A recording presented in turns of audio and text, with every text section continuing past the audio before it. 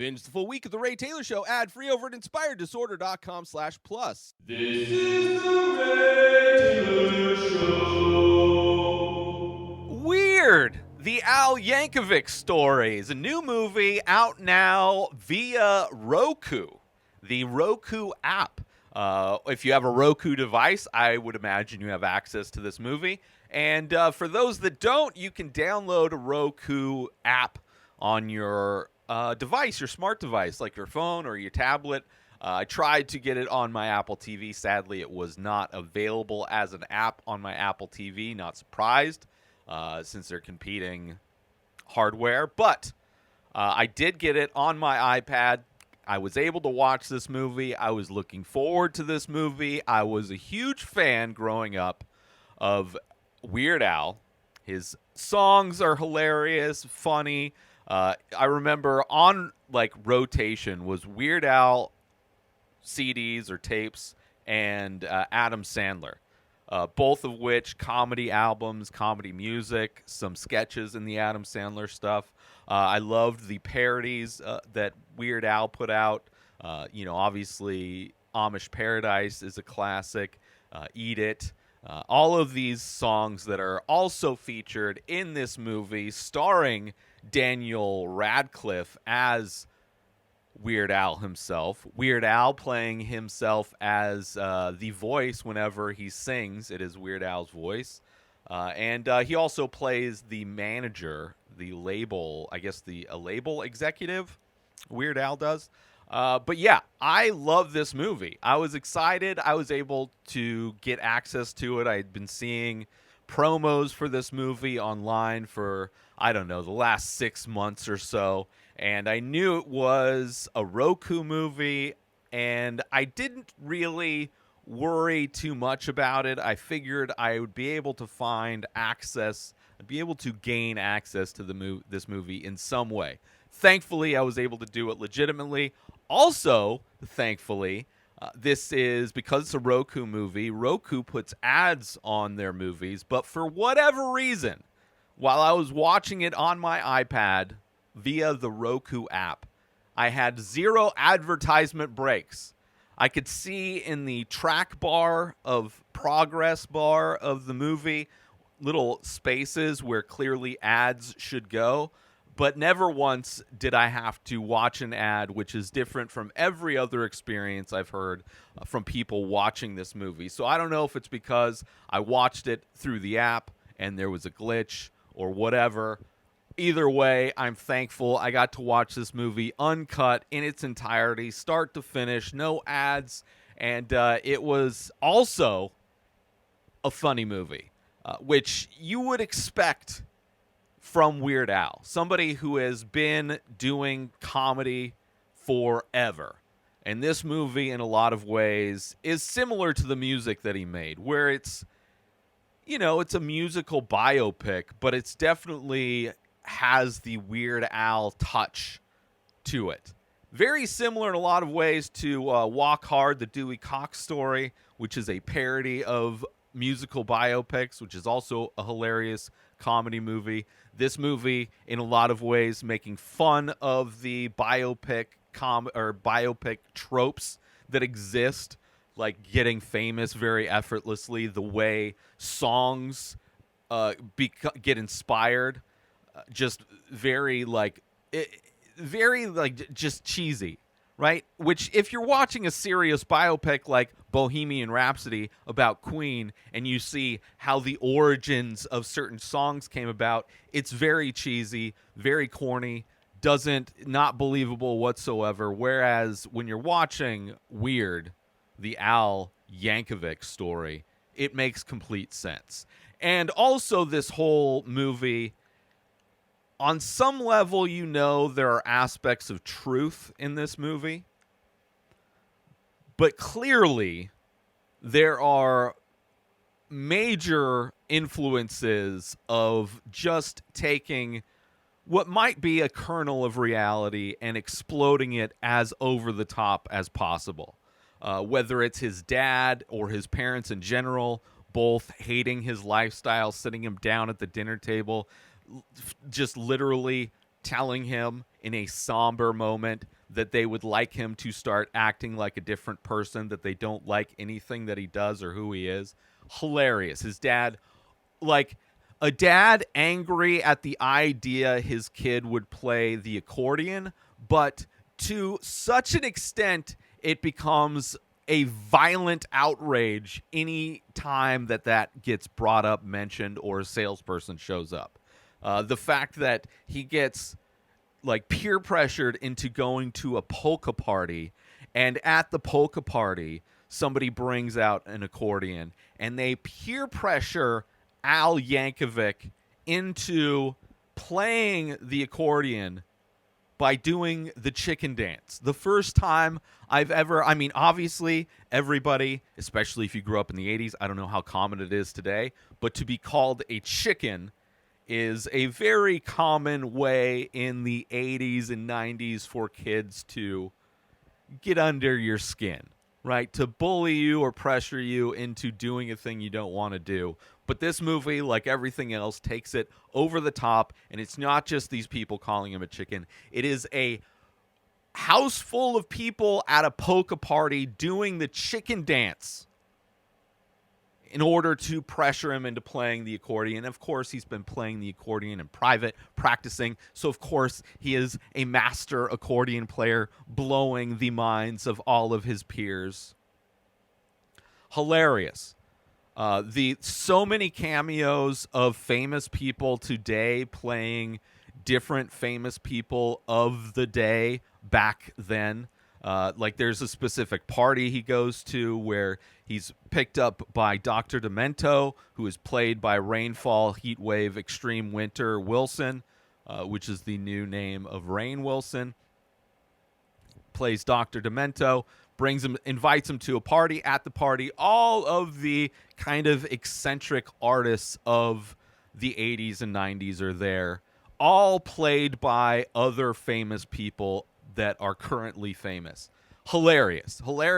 All the cameos that were there. Hilarious. All the people those cameos were playing. I felt like in a lot of ways the casting was brilliant. Because, like many movies based on real life, at the end, during the credits, there are pictures, right? Which are great. I love that aspect of movies based on reality. You know, a lot of the times when you have the pictures during the credits, you see how good or bad the casting was. Like how closely people look to the reality of the people. And in this one, it was actually surprising, right? Dr. Demento, Rainfall, Heatwave, Extreme Winter Wilson looked a lot like Dr. Demento, or who I would assume Dr. Demento was in this picture, because like everything in this movie where you're not entirely sure, I mean, most of the time you're pretty positive it's fake, but sometimes you're like, did that really happen? Like, is this reality, or is this like a Tarantino thing where he's changing historical events in order to make the story better, right? And it's like Weird Al, like when Tarantino does it, he does one small event, right? Like they actually kill Hitler, right? Just one small change of a historical thing to make the movie like pop. This movie changes so much. It's so hard in a lot of ways to understand what you're watching is real or fabricated or a parody, right? It reminds you, it has the essence of the original story, the original events, but it's changed in a way to make it more funny, which is something that, you know, obviously the entire catalog of Weird Al music is that kind of a thing. So the photos, and of course, even with the photos, it turns into photos that are like, oh, well, it's clearly, right? Like somebody was using Photoshop, which I appreciated that. I wish it was better Photoshop. They should have hired me. I could have done. That's one thing in movies that stands out a lot to me. It's real noticeable every time they use doctored photos, because the Photoshops are usually not that great, right? It's like okay.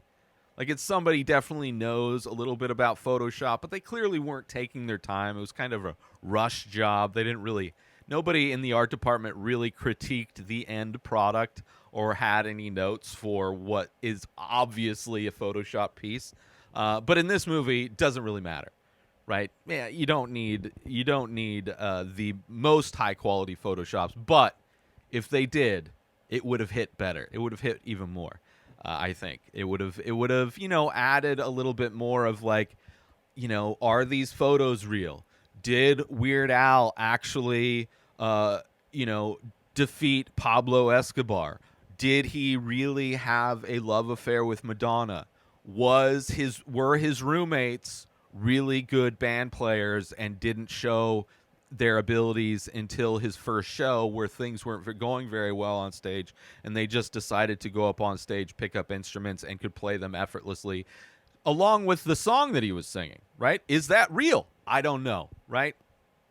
But that's what I love about this movie, right? Because even though you're not sure if what you're watching is real, honest, it doesn't matter because it's entertaining. It doesn't matter because it's funny.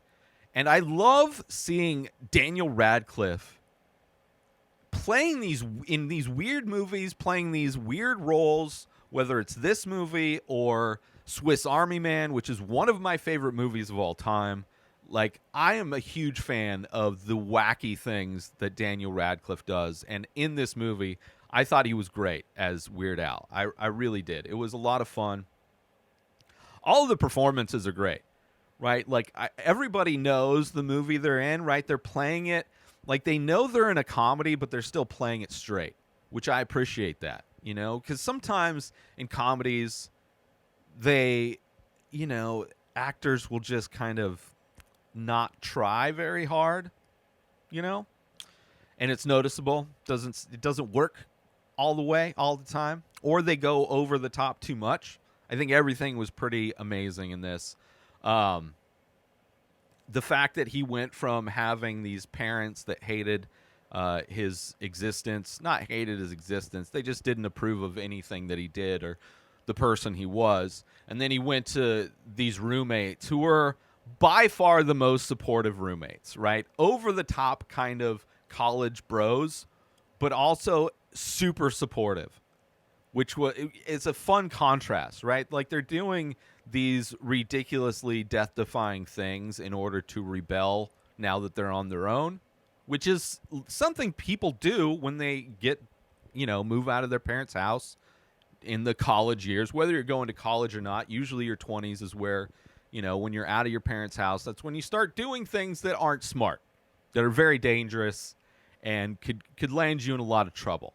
And these guys all did the thing way like 211. Everything's 211. The way the parents are, 11. Their thoughts on Al, 11. Thoughts on accordions, 11. And whether it's being violent or whether it's being supportive, all of these all of these characters are really great. I also love how in this movie, another one of those things that like changes history is, which I guess I'm mildly spoiling a comedy. It's not, just a warning, I guess, right? Go watch this movie. If you're a fan of Weird Al, which everybody in my age range should be, kids would definitely like, I don't like, this is like, he has classic songs that defy time and space. There is not a moment in human history where a Weird Al song will ever be not hilarious and great, right? In my opinion, in my very biased opinion of an artist that I grew up listening to in a lot of ways. Let's take a little break from the show to promote. I figured out a way on my website to offer prints for every single painting. So if you go to a painting, you can buy the original painting or you can buy a print for everything. Artwork that you don't want to spend $100 plus on, 9 by 12 inch ink painting on paper, $100 for the original one-of-a-kind piece of artwork. Paintings range in price depending on their size. The 8 by 10 print, $20. Available in the store at inspireddisorder.com. And now let's get back to the show. The other moment that is a spoiler is one of Weird Al's famous songs, right? Which all of the hits are kind of, you get to see the origins of them, which is funny in this also that you can see so obviously the origins of a song like the Baloney song, right? But it always takes it always takes them like way too long to figure it out, right? Where the audience is like, it's right there, right? Where most musical biopics would be on the same wavelength as the audience. They'd be like, oh, it's right there. That's how they came up with that song. Oh, he's just tinkling the ivories and just came up with Bohemian Rhapsody. Pretty effortless, you know. Where this, it's always... Al is always a few steps behind, which, you know, draws it out a little bit more, stretches out that tension to make the comedy more, to make the comedy hit a little bit more. But the thing that changed in history thing was Al wanting to stop doing parody music. He no longer wanted to be the parody guy. World famous for parodies, right? Everybody that he parodied, every song of a famous person, their albums would you know, double in sales anytime. He was like the magic maker. If you're a musician, you have a song, maybe you're not doing too well. If Weird Al parodies it, it's going to blow up. Like, he has the magic touch. But he's tired of that responsibility. He's tired of being pigeonholed.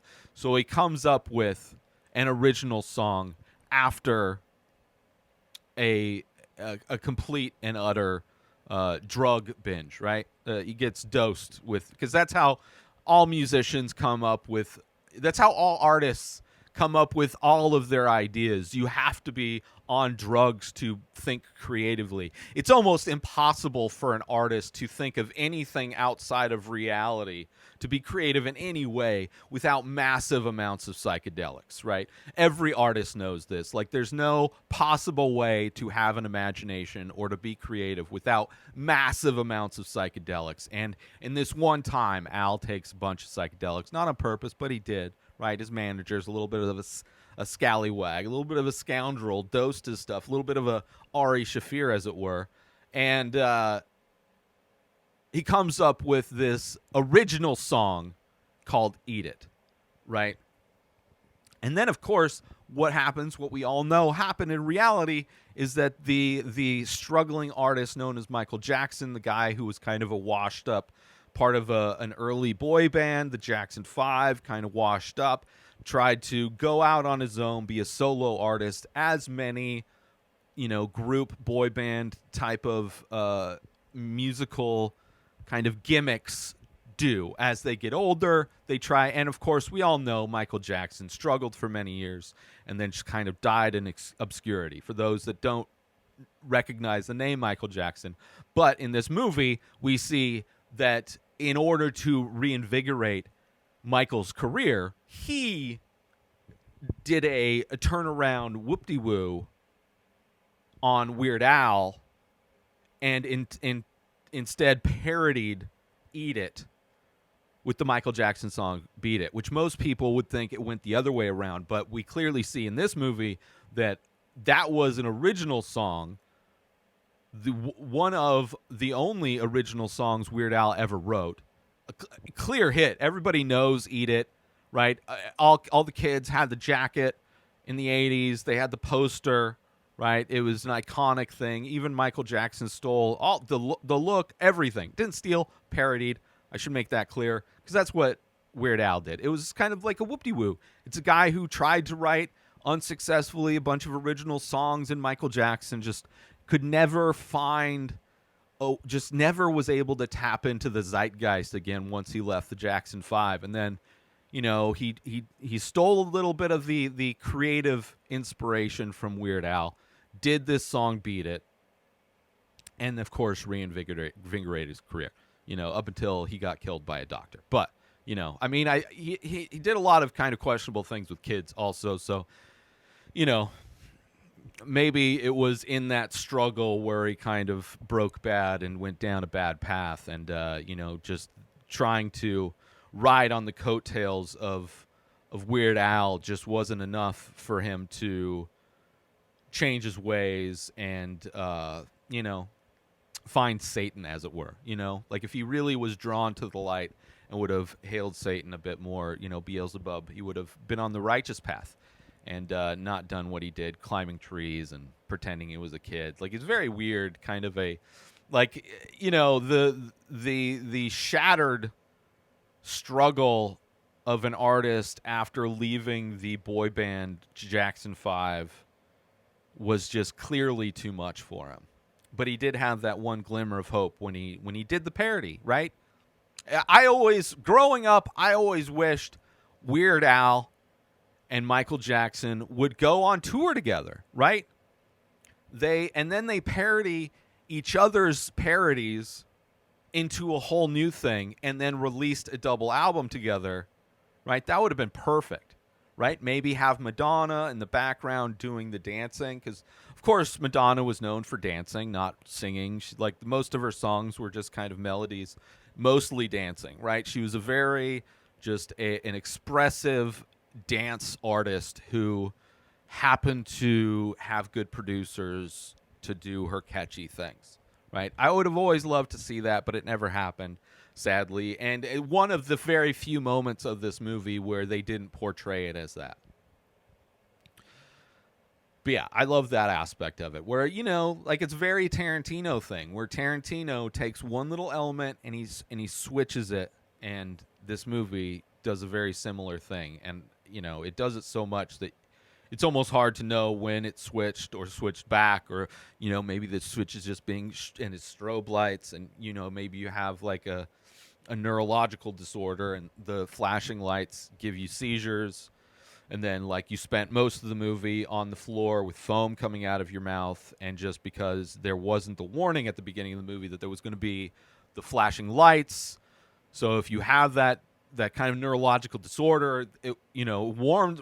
Movies usually have that, so it warns you if there's going to be flashing lights to be warned and to not look at the screen when it's the poltergeist kind of effect, they call it, the poltergeist, right? Where flashing lights, seizures, you're on the ground, foam coming out of your mouth, then you get sucked across the kitchen floor into the closet. And then, your parents have to find a little person to come in to clean the house, and it's a whole thing. So probably something that offsets the cost of having to pay for a Roku device, which I said you can get the Roku app for free. So you don't need to pay for the Roku device to get the app to watch this movie. Just because I didn't have to watch any ads, maybe you do. I don't know how it works for everybody. But clearly the flashing lights and the things. And then, I think while that happened, while I was on the ground from the flashing lights, I was on the ground having seizures, foam coming out of my mouth, kind of all over the floor. My dog looking at me like, well, you're going to clean that up. During that time, the movie kept playing. And I think what happened was that it turned into like an action film where Al's in a diner with Madonna. And then it turns into like an action film. And then kind of like a Rambo type of a movie or a Taken type of a movie, because I think Madonna gets taken. And then Weird Al turns into the Taken guy, right? Who was in all those Taken movies that were titled different things, but people got taken and he had to go untake them. That's what Weird Al turned into the movie after that diner scene, which was a fun action scene. Right? I mean, Daniel Radcliffe can do no wrong, whether he's doing magic or karate chops.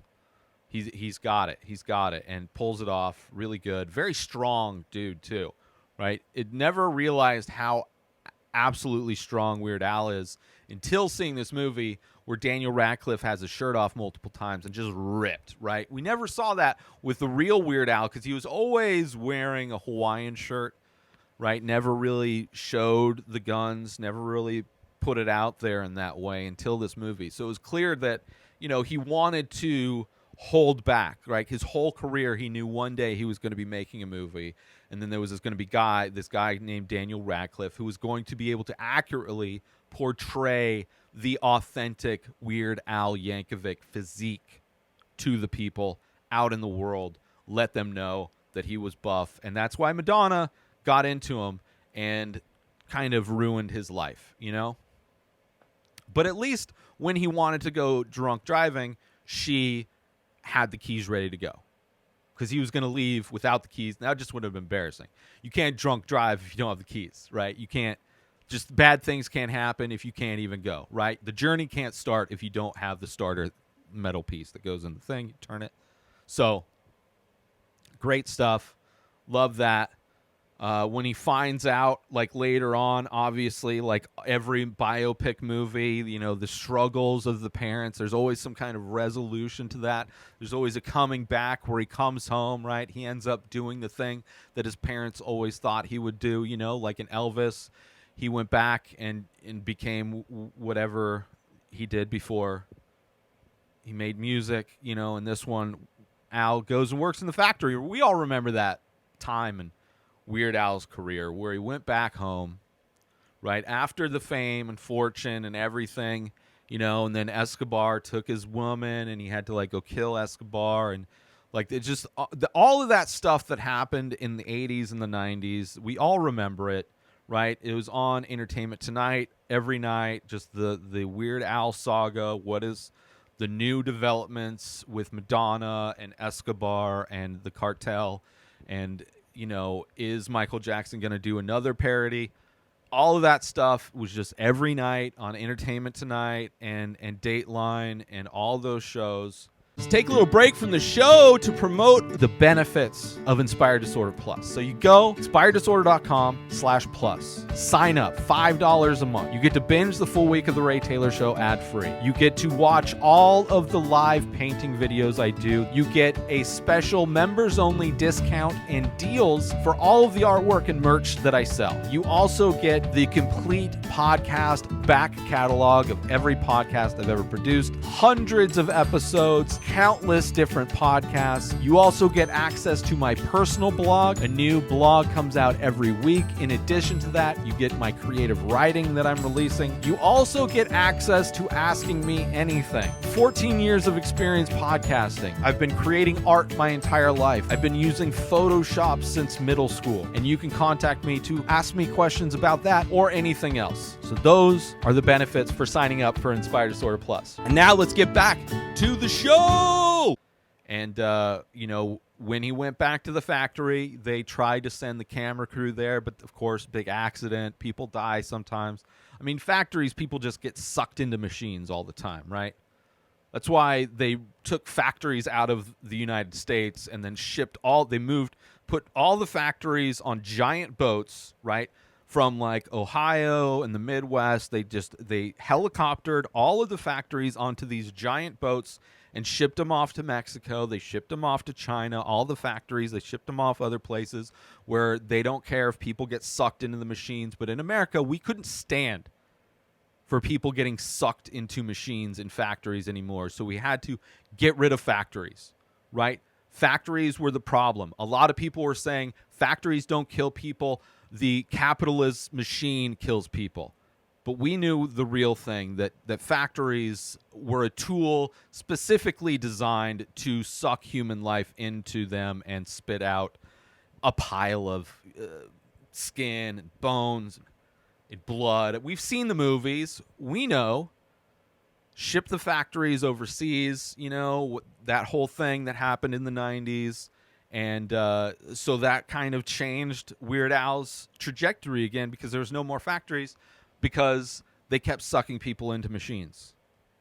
And you can't have that in America.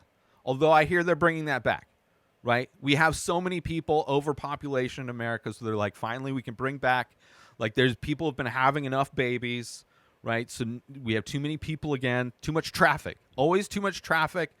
Homeless people, a lot of rich people have problems with homeless people, so they're just going to put all the homeless people and all the people waiting in traffic, they're just going to go put them all in cages inside of factories, and then if they get sucked in, it's like, well, that's okay. It's America. This is the new America, right? They made it the same it was again, right? America is the same it was again because factories, jobs are coming back. People are going to get sucked in, but that's okay because we don't need as many people. We need less traffic.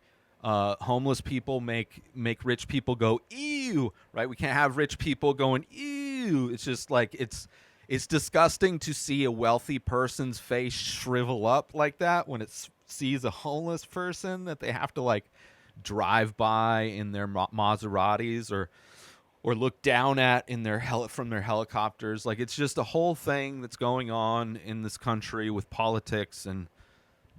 Factories are coming back to suck people in and spit them out.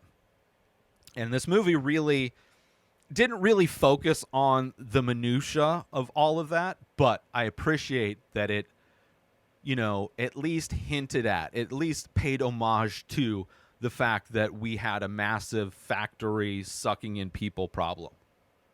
Right? Before we took all the factories, helicopter to boat to China, or Mexico, or, just everywhere, like non-white people where we moved, they sent all of the factories there, and the factories just suck those people in, right? That's why sometimes, for a while, there were like red products, right? They said it was to benefit AIDS, but it's just those red products happened when those people would get sucked in, right?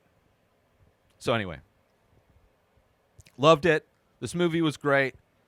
Oh yeah, I found out he found out his dad was Amish, so clearly that's, you see all the connections, the specific connections that inspired the music, which is the one thing, the only thing people go to see musical biopics for is to see the small things that effortlessly inspire massive hits.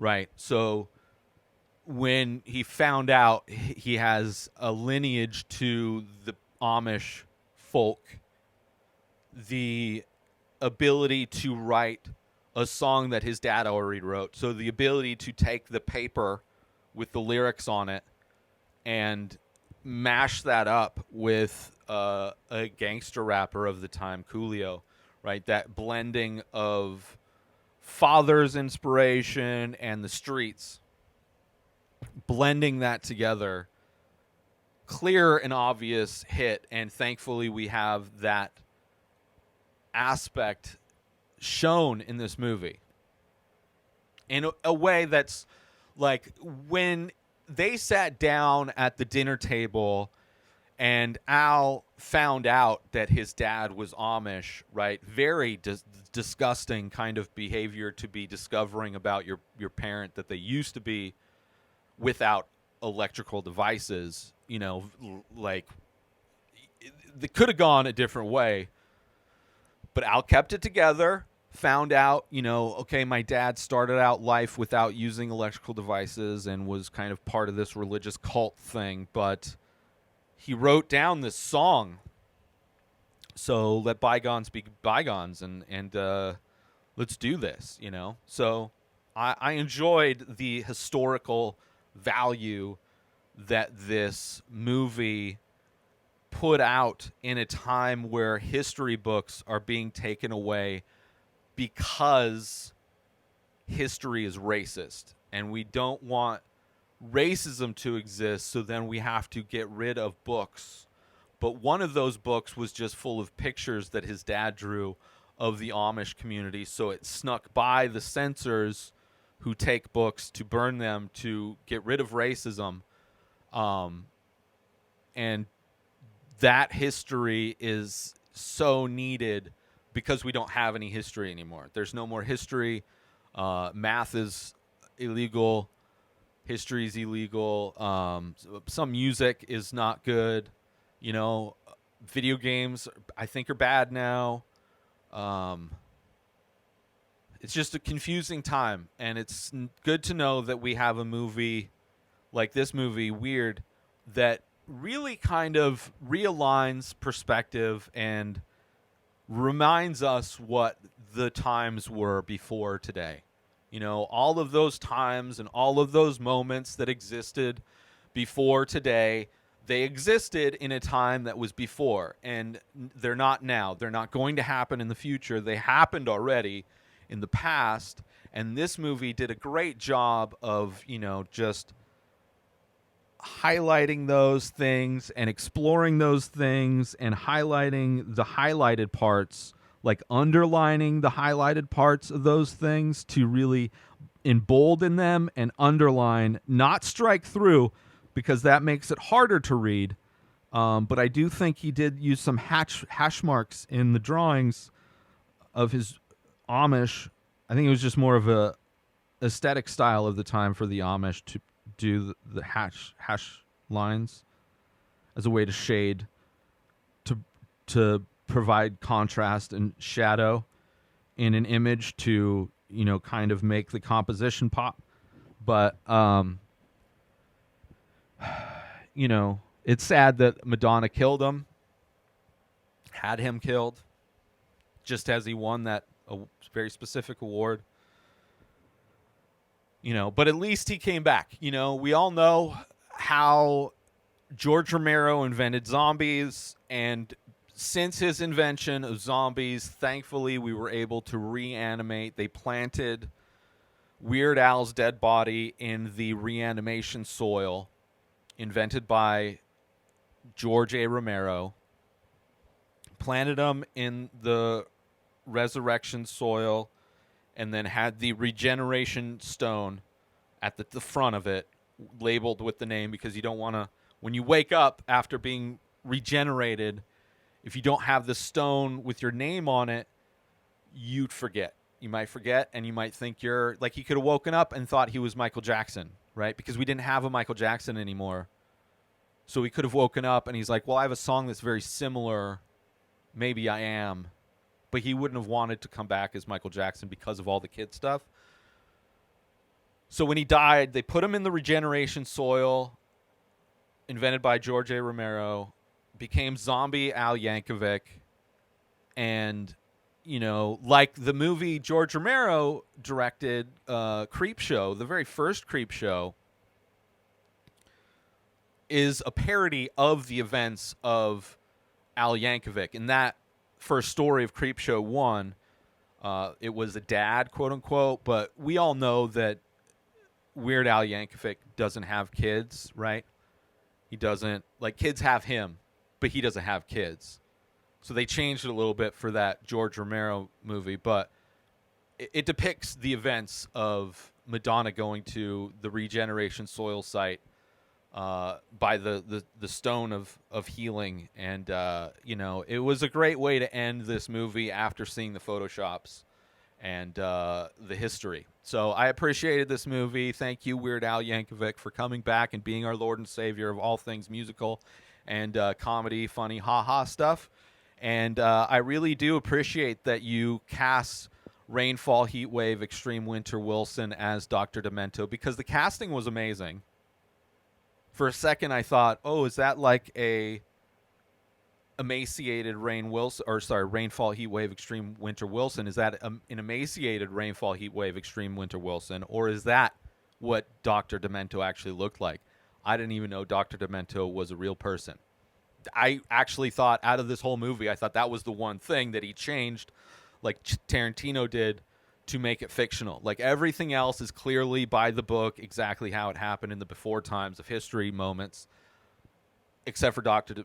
Demento was fake. But it apparently is real. So I'm still working. Maybe the origin of the bologna song, he actually took ham out of the refrigerator to make sandwiches and just was hungry for bologna because he loves food that was more processed. You're right. He doesn't want food that in any way resembles actual organic meat, which of course we know about that too. So watch Weird, the Al Yankovic story. I loved it. I enjoyed it. It was a lot of fun to talk about it. I'm surprised I didn't cry. as much as I did when I watched the movie because I didn't really cry when I watched the movie. So I guess I cried about as much as I did watching the movie, even though I probably should have. There were moments where I felt inhuman, like dead inside, like my heart was made of stone watching this movie because I was like, man, it really feels like I should be crying right now, but I'm not. I'm actually kind of laughing a little bit. So check it out. Weird. Al Yankovic story. Do it. New episodes of The Ray Taylor Show come out every single day. Subscribe on YouTube and everywhere our podcasts are found.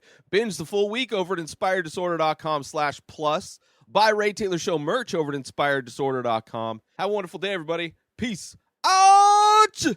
Today is the day where you wake up and you realize that everything that you've been dreaming about, everything that you've been wanting, every goal and wish and hope that you've ever had can become real. Dreams can come true. What you manifest in your mind, you can bring to reality.